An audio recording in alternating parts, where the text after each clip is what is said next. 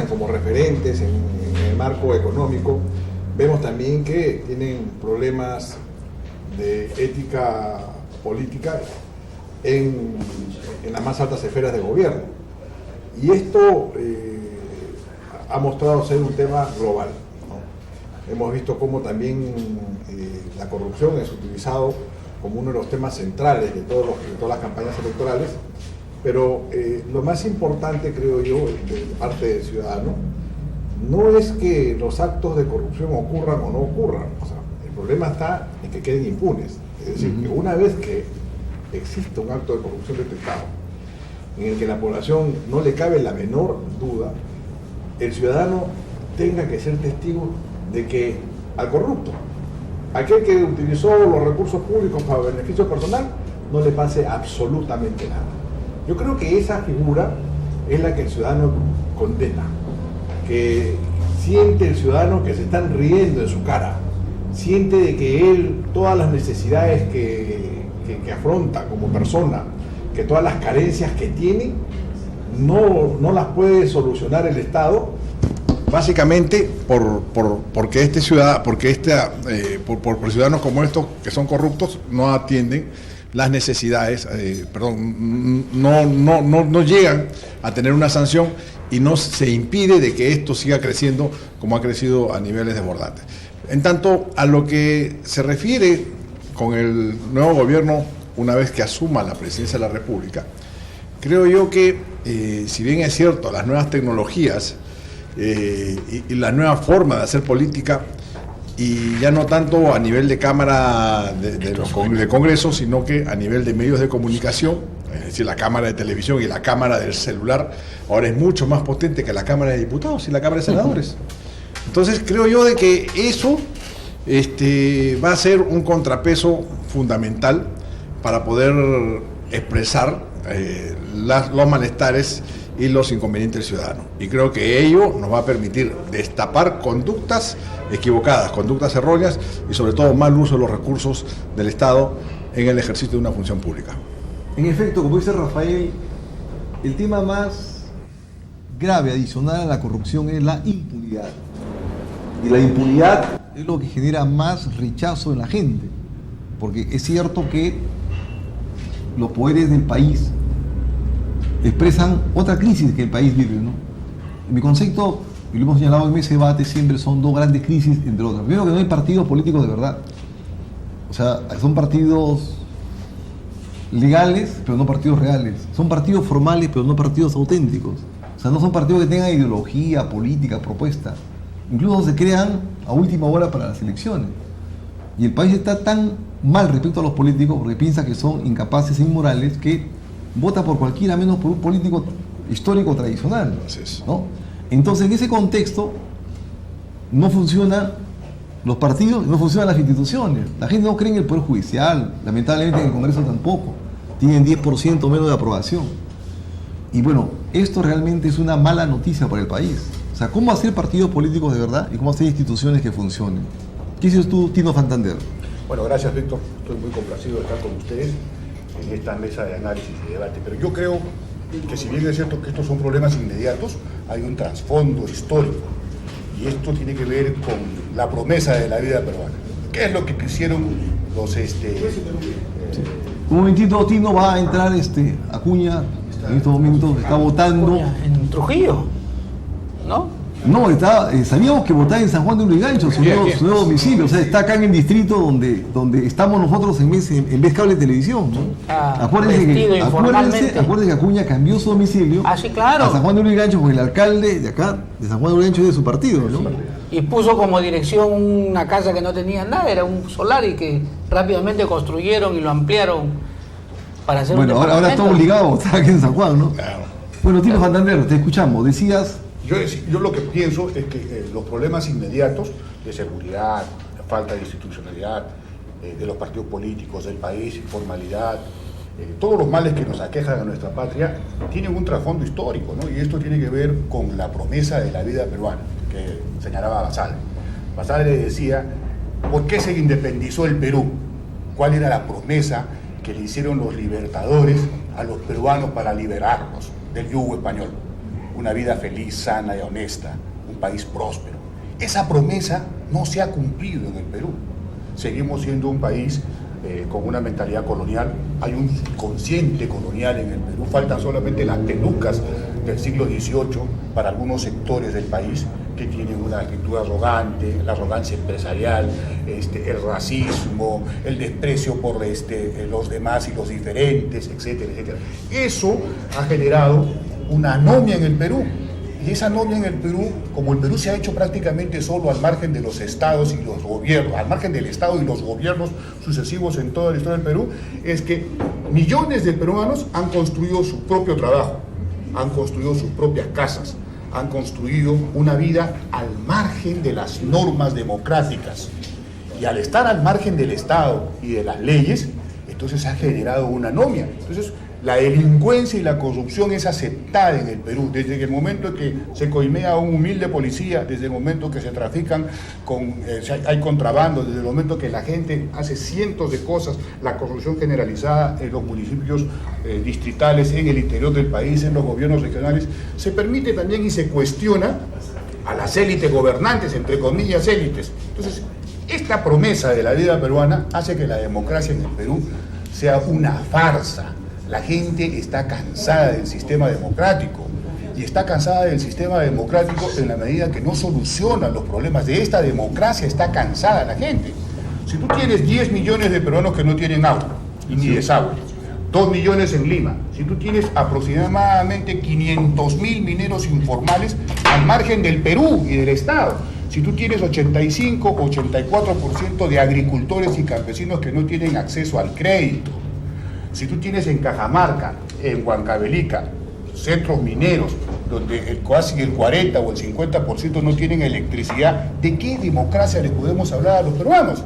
Si tú tienes policías que ganan 1.000 soles, tienes maestros que ganan 1.500 o 1.200, entonces, o profesores universitarios que tienen sueldos paupérrimos, ¿de qué democracia le hablamos a la gente? Le decimos, vengan a votar cada 5 años por determinadas opciones políticas, sin embargo, esas opciones políticas no solucionan los problemas de la gente. Entonces, ese es el problema grave del Perú. Muy bien. Luis Alberto Fánchez escribió un libro que se llama Crónica de un país adolescente. Ajá. Retrato de un país adolescente. O retrato, que también le llaman retrato. Sí.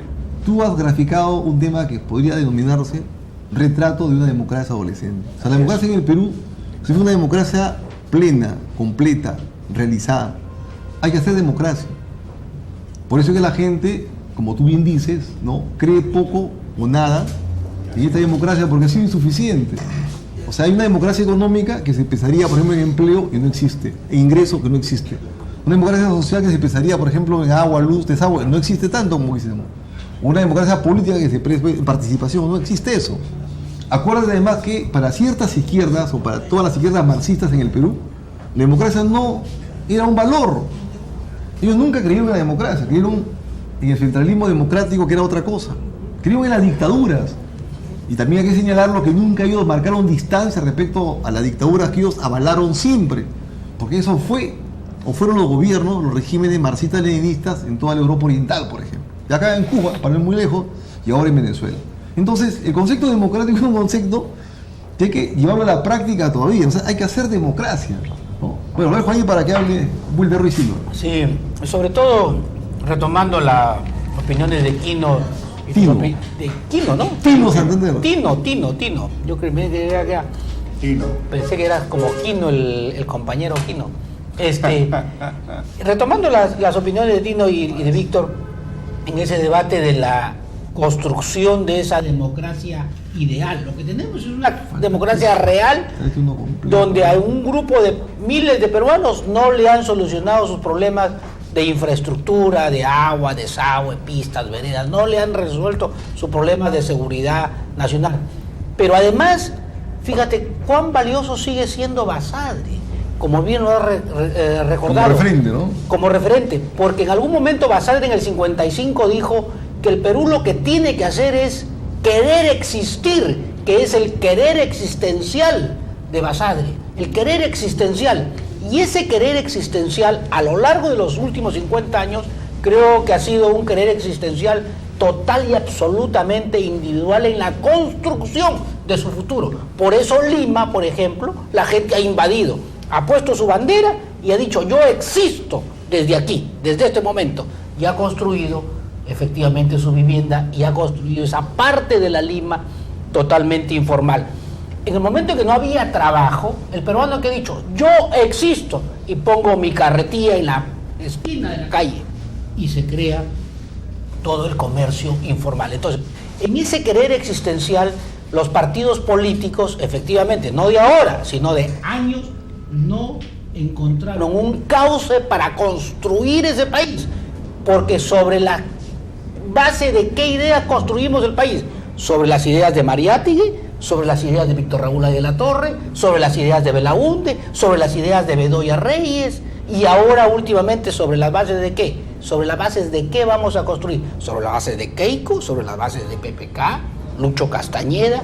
Es decir, yo sí creo que esa democracia ideal sigue estando en construcción, porque la democracia real, la que nosotros tenemos que ir a votar cada 5 años, todavía no le resuelve los problemas al Perú que está en construcción, de ese Perú tolerante, cívico, respetuoso.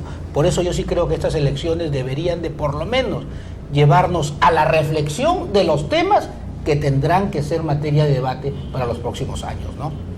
Qué interesante lo que se viene planteando aquí en esta mesa, porque todo esto nos lleva al tema de la identidad nacional.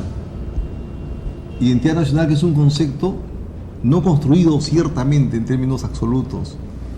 ¿Qué identidad tenemos los peruanos? La identidad española, la identidad inca, la identidad mestiza, la identidad moderna, europea, en fin, es una cuestión a debatir, a analizar. Y aquí fíjate, los que más nos hemos equivocado somos los políticos y los intelectuales. Le hemos fallado al país, sobre todo los políticos. Pero los políticos, a diferencia de los intelectuales, tienen una responsabilidad de gestión pública, de conducir los destinos del país. Entonces, a estas alturas del Perú, recién estamos debatiendo, queriendo debatir temas que no hemos debido analizar antes. O sea, los partidos no han sido realmente los que le han tomado el pulso al país. Los que dirigen los destinos del mundo y del país no son los políticos, lamentablemente. Es un tema de debatir, son los empresarios. ¿Quién dirige el mundo, por ejemplo? Los organismos internacionales, las multinacionales, ¿no es cierto? Los centros de investigación de las grandes universidades privadas norteamericanas. Y los políticos estamos a la saga, y los intelectuales también. Además, Rafael planteó otro tema, fíjate, que se nos está pasando, ¿no? Que es el valor y la importancia que tienen ahora los medios de comunicación modernos, ¿no? Que son más importantes que los partidos políticos ante la insolvencia de los partidos políticos. Son los que verdaderamente intermedian, claro, entre la sociedad y los grupos de poder. Es que ya dejaron los partidos intermediar entre la sociedad y el Estado, entre el pueblo y los que toman decisiones gubernamentales, ¿no? Ahora son dos factores que hay que analizar, que son lo que tú tocaste: medios de comunicación, sobre todo tecnología de la información y la comunicación, y las ONGs, que son a veces más importantes y más fuertes que los partidos políticos. Bueno, Rafael. Mira, realmente el tema tal como se plantea hace que los políticos pongan en cuestión su rol y su desempeño como tal, ¿no? Como representantes de la sociedad, y cómo a través de esta representación hacemos de que desde el Estado haya un cambio de conducta para poder atender las necesidades de la población. Pero esto también tiene que llamarnos a reflexión a todos los ciudadanos en general, porque hemos visto cómo los políticos han también cambiado su conducta. En los últimos años hemos visto que más importante que el interés del país se convierte en el interés de mi partido, y mucho más importante que el interés de mi partido, mi interés personal. Es decir, se ha creado una clase caudillista que lo único que le interesa es cómo sobrevive políticamente. Ya no le interesa el país, ya no vemos esa vocación, ese amor por el Perú, ese amor que demostraron quienes han manifestado previamente, por ejemplo, tal como lo trae a colación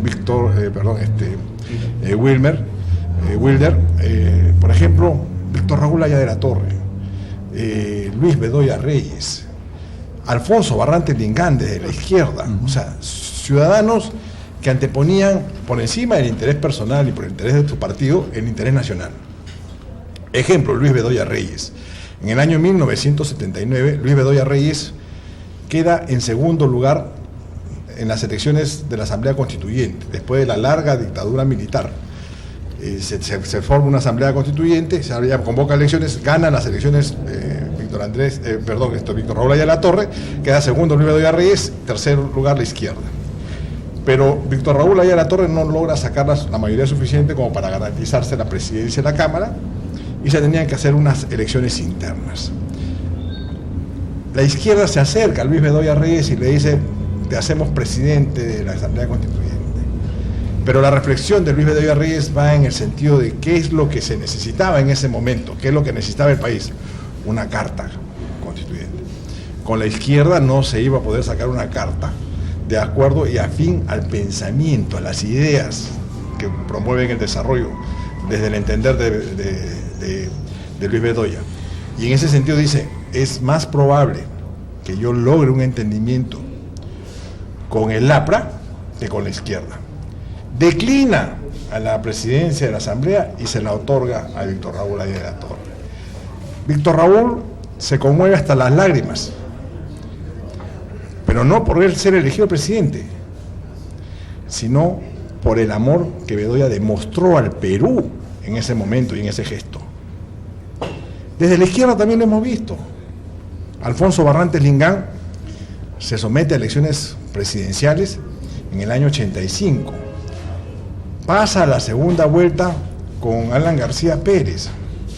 Alan García Pérez gana las elecciones. Y no muy atrás, Alfonso Barrantes. Alfonso Barrantes, con todas las fuerzas antiapristas, podía ganar la presidencia de la República. ¿Pero qué se dio cuenta Alfonso Barrantes? Que la Cámara de Diputados y la Cámara de Senadores era aprista. Y entonces él evaluó que primero era la gobernabilidad del país y declina hacer que el Perú gaste, primero por un proceso electoral, pero declina a llevar al Perú a un estado de ingobernabilidad. Entonces, ya no vemos estas manifestaciones de amor por el Perú de parte de los políticos. Lo único que vemos es interés personal, de cómo yo hago para posicionarme políticamente y cómo yo cada vez puedo ocupar mejores posiciones y acumular poder. Entonces, no es el poder el fin, sino es un medio para el bien común, para lograr el bien común. Entonces, eso yo creo que es lo que el ciudadano tiene que empezar a revalorar. No se trata de impulsar aquellas ideas simplemente por el extremismo de las ideas, sino que se trata de poder sacar adelante al país por encima de las ideas. Si hoy día vemos que una determinada facción del gobierno o un poder del Estado ya está en manos de uno y se necesita otro para poder gobernar, hay que creo, otorgarlo. No irse en contra porque simplemente creemos que eso no es democrático. Al contrario, la democracia ya se ejerció, se pudo elegir. Y uno tiene la voluntad de poder elegir en favor de la democracia, es decir, que la ciudadanía se manifieste, o simplemente crear un estado de anarquía. No, yo creo que aquí el ciudadano tiene que ser consciente de que con su voto él define el comportamiento y el destino de los ciudadanos en el futuro. Si aprueba las inconductas, como muy bien lo ha expresado Tino, si no importa que robe, pero que haga, no importa que haga mal uso de los recursos públicos, pero mientras que haga su trabajo como político, yo tengo que validar eso. O sea, si nosotros aceptamos esas inconductas, si nosotros aceptamos esas pocas manifestaciones de respeto por el Perú, finalmente van a respetar poco a los peruanos. Es cierto, el concepto ejemplo es el concepto más importante para poder educar en todo orden de cosas. El ejemplo es la mejor forma de influir en los comportamientos, en las conductas, en la forma de ser de la gente. Y los políticos en gran parte han fallado al país porque han dejado de ser lo que eran antes, por ejemplo. Los políticos que tú mencionas del pasado eran políticos de verdad, o sea, identificados y comprometidos primero con la humanidad. Los conceptos solidaridad, fraternidad estaban muy dentro de ellos. Segundo, comprometidos e identificados con el país, con el Perú como totalidad.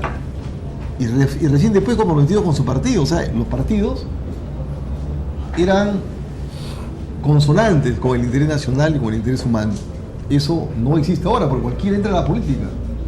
Entra a la política porque es exitoso en la radio, en la televisión. Entra a la política porque ha ganado dinero en una empresa, informal o formal. Y bueno, al final quiere encontrar su vida siendo político, pero no tiene una formación política en términos ideológicos, políticos o programáticos. Y eso es también un peor ejemplo para el país. ¿Qué dices tú, Tino? Mira, Tino Santander. Yo me quedo con lo que tú has dicho hace unos minutos. Los políticos y los intelectuales un poco que han fracasado. No sé si el término sea fracasado, sea tan real. Digo fallado, ¿no? Vamos a aceptar eso. Mejor dicho, vamos a aceptarlo como en términos futbolísticos. No la vieron, pasó la pelota y no la vieron, ¿no? Entonces, no se dieron cuenta que había el viejo gamonalismo que oprimía a los campesinos en la década del 50, 60, ya no aguantaba más, ya no se podía más con esa situación. Incluso los sectores empresariales, agroindustriales del norte del Perú, que estaban más modernizados, y grandes sectores de la sociedad limeña empujaban a una reforma agraria. La reforma agraria pudo ser una posibilidad con Belaúnde, porque pudo ser una reforma agraria democrática, pero no se hizo por la ceguera de los parlamentarios y por la ceguera del propio Belaúnde Terry y por la falta de muñeca política de todos los políticos. Eso no se hizo. Vino la dictadura militar de Velasco y se hizo una reforma agraria que, en vez de liberalizar el campo, oprimió más a los campesinos. Y la verdadera reforma agraria se hizo en el 80, cuando los campesinos empezaron a parcelar sus tierras y las cooperativas y las comunidades campesinas. Entonces, como no vieron tampoco los políticos qué significaba Sendero y la subversión universitaria y la subversión generalizada que había en la década del 80 en el Perú. Entonces, no se dieron cuenta de eso. Y ahora tampoco se están dando cuenta de lo que está pasando en el Perú, este inmenso proceso de fragmentación distrital, provincial, regional, que nos puede llevar a cosas inesperadas si no se solucionan los problemas que yo he mencionado: agua, desagüe, minería informal, lavado de activos, etcétera, etcétera, todo lo que nosotros conocemos como negativo en el Perú. Educación, salud. Ollanta, por ejemplo, prometió el gas a 12 soles, construir hospitales en cada provincia, y nada de eso se ha cumplido. Entonces la gente dice: ¿qué me interesa a mí la democracia? O voto ¿para qué elijo 5 años? Entonces busco una alternativa antisistema. Antes era ir al voto blanco y visado, ahora es votar por candidatos antisistema. Eso expresa un poco la candidatura de Keiko Fujimori. La candidatura de Keiko Fujimori, ese 40% en la primera vuelta expresa, dice: no queremos más políticos, que venga el chino, que es una dictadura y que acabe con estos políticos. Eso es en el fondo. Y la candidatura de Mendoza, que es la que salió segundo lugar, expresa también un voto de protesta de las clases medias liberales, ¿no? Y eso sí, perdón, tercer lugar, pero fíjense el voto de protesta aproximadamente 60% en el Perú. De las clases medias radicales que representa Verónica Mendoza, estas que quieren fumar marihuana, que quieren el aborto, que quieren el matrimonio homosexual, que se creen que el Perú es una sociedad pacata y conservadora, eso expresa Verónica Mendoza, sectores radicalizados de las clases medias.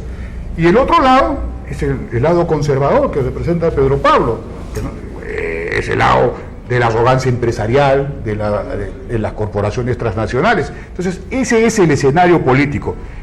¿Qué pienso yo? Que si no solucionamos los graves problemas, no estoy muy convencido de que estas elecciones y el futuro gobernante tenga la capacidad de solucionar los problemas del país, si es que no hace una profunda revolución social. El Perú necesita una profunda revolución social. Y eso no significa estatismo, simplemente solucionar los problemas. La democracia tiene que convertirse en un sistema eficiente, como lo acaba de decir Rafael Yamashiro. Nos ha recordado la historia de algunos políticos y sus actitudes, pero esos políticos no vieron, pues, que hubo una gran migración que transformó Lima y transformó el país, esa migración andina, provinciana, que transformó este orden colonial. Entonces, todo esto es lo que tenemos que resolver y discutir. ¿Hacia dónde vamos? La pregunta es: ¿hacia dónde vamos? ¿Iremos con Keiko Fujimori o con PPK a solucionar estos problemas del país? No lo creo. Sinceramente, no lo creo. Sí, efectivamente, Tino. Yo sí creo que el Perú tiene que entrar ya al gran debate de lo que es el desarrollo del país. Lo que hemos tenido es una estabilización económica y producto de esa estabilización económica lo que tenemos es crecimiento económico. Es decir, hemos logrado estabilizar nuestras variables macroeconómicas.